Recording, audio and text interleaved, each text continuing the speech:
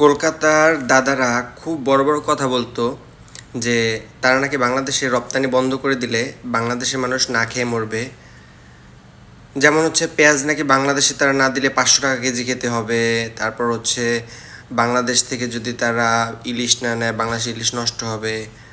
এই ধরনের কত কথা। বাংলাদেশ যদি বাংলাদেশের মানুষকে তারা ঢুকতে দেবে না, তারা ট্রিটমেন্ট করতে দিবে না, তাদের এখানে পর্যটক যেতে দিবে না, কত ধরনের কথা। বাংলাদেশে এইটা দিবে না, পেঁয়াজ দিবে না, রসুন দিবে না, আদা দিবে না, আলু দিবে না। তো তাহলে বাংলাদেশের মানুষ না খেয়ে মরবে, এই যে গল্পগুলো বলতো। এখন দেখেন বাংলাদেশ আরও ওদের কাছ থেকে কেনা কিনে অফ করে দিছে।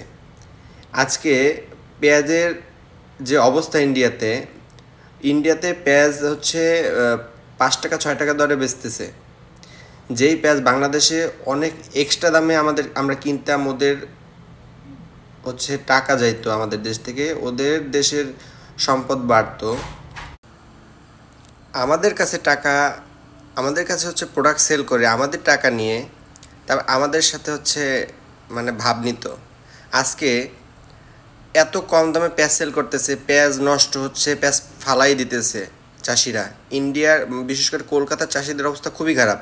কারণ কি? কারণ বাংলাদেশ এখন আর পেঁয়াজ নিতেছে না, আমরা পেঁয়াজ নিতেছি না ওদের কাছ থেকে। আমাদের পেঁয়াজ নিজেরা উৎপাদন বাড়াই দিছি। তো এখন আমাদের কি, ওদের কাছে যেতে হচ্ছে না। এখন ওরা হচ্ছে মরতেছে কষ্টে। কষ্ট কি আমরা করতেছি? আমাদের এখনও 100 টাকার নিচে পেঁয়াজের দাম।